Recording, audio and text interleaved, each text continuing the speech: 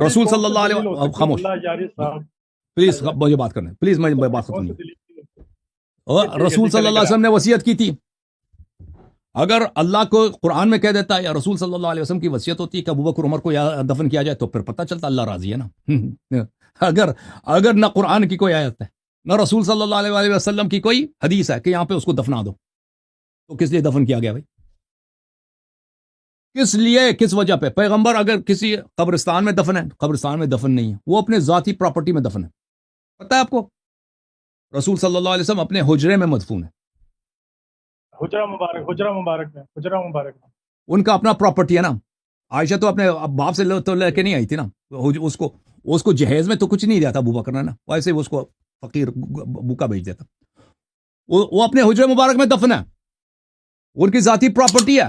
یہ کوئی پبلک قبرستان ہوتا نا کہ پبلک قبرستان میں تم اپنے مردے دفن کر سکتے ہو تو کوئی بات تھی کہ ابو بکر عمر کو وہاں پہ اجازت قرآن کی آیت کی ضرورت نہیں ہے.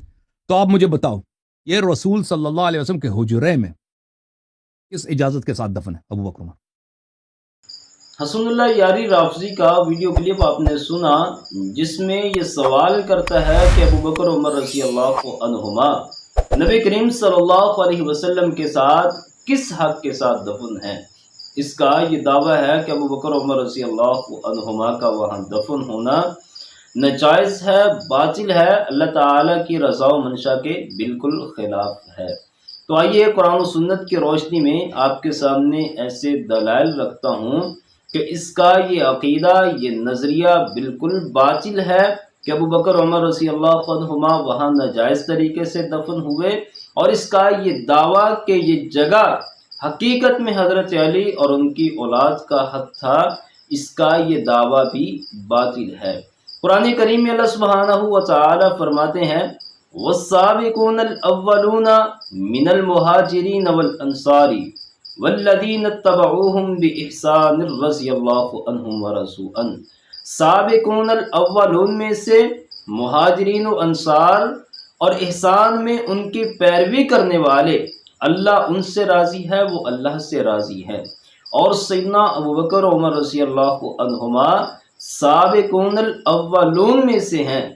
اب کوئی خبیث النفس آدمی چاہ کر بھی انہیں ایک لمحہ کے لیے بھی اللہ کی رضا سے نہیں نکال سکتا، کیونکہ اللہ سبحانہ وتعالی نے اپنی پاک کلام میں ان کے بارے میں فرما دیا ہے رضی اللہ عنہ ورضوا عنہ.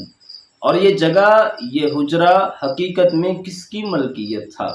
صحیح بخاری میں حدیث ہے، اللہ کے نبی صلی اللہ علیہ وسلم جب مرض الموت میں مبتلا ہوئے تو فرمایا کہ مجھے عائشہ رضی اللہ عنہا کے گھر منتقل کر دیا جائے. اللہ کے نبی صلی اللہ علیہ وسلم کا یہ فرمانا کہ مجھے عائشہ کے گھر منتقل کر دیا جائے، اس بات کی دلیل ہے کہ یہ حجرہ سیدہ عائشہ رضی اللہ عنہا کی ملکیت تھا، اور یہ ملکیت اللہ کے نبی صلی اللہ علیہ وسلم نے اپنی زندگی میں ہی سیدہ عائشہ کو دی ہے. یہ حجرے مبارک جو تھے یہ حقیقت میں اللہ کے نبی صلی اللہ علیہ وسلم کی جو ازواج ہیں ان کی ملکیت تھے، جیسا کہ اللہ کے نبی صلی اللہ علیہ وسلم نے خود فرمایا کہ مجھے عائشہ کے گھر منتقل کر دیا. اور صحابہ اکرام رضی اللہ عنہم ان کا بھی یہی نظریہ تھا، وہ اس بات پر متفق تھے کہ یہ حجرہ سیدہ عائشہ رضی اللہ عنہا کی ملکیت ہے. اس کی دلیل سیدنا عمر رضی اللہ عنہ کی شہادت سے پہلے جب وہ زخمی ہوتے ہیں تو فرماتے ہیں کہ سیدہ عائشہ رضی اللہ عنہا سے اجازت لے لینا، اگر وہ اجازت دے دیں تو مجھے ان کے حجرے میں اللہ کے نبی صلی اللہ علیہ وسلم کے ساتھ دفن کر دینا. سیدنا عمر رضی اللہ عنہ کا سیدہ عائشہ سے اجازت مانگنا اس بات کی دلیل ہے کہ سیدنا عمر رضی اللہ عنہ اور اس دور کے جتنے بھی صحابہ تھے وہ سب یہ سمجھتے تھے، یہ نظریہ رکھتے تھے کہ یہ حجرہ سیدہ عائشہ رضی اللہ عنہا کی ملکیت ہے.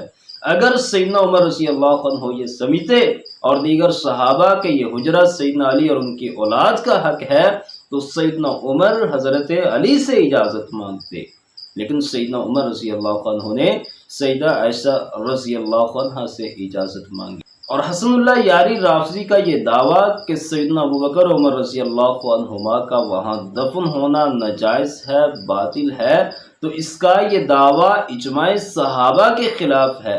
صحابہ اکرام رضی اللہ عنہم کا اجماع ہے کہ سیدنا ابوبکر عمر رضی اللہ عنہما کا وہاں دفن ہونا بالکل درست، بالکل جائز اور اللہ تعالیٰ کی رضا و منشا کے مطابق ہے۔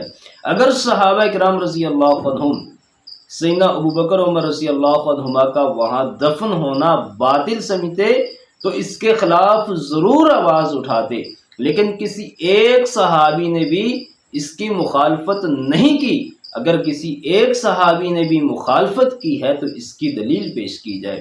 اور جو یہ دعویٰ کرتے ہیں کہ وہ حجرہ سیدنا علی رضی اللہ عنہ کی ملکیت تھا، تو پھر کیا کبھی زندگی میں سیدنا علی رضی اللہ عنہ نے بھی یہ دعویٰ کیا ہے؟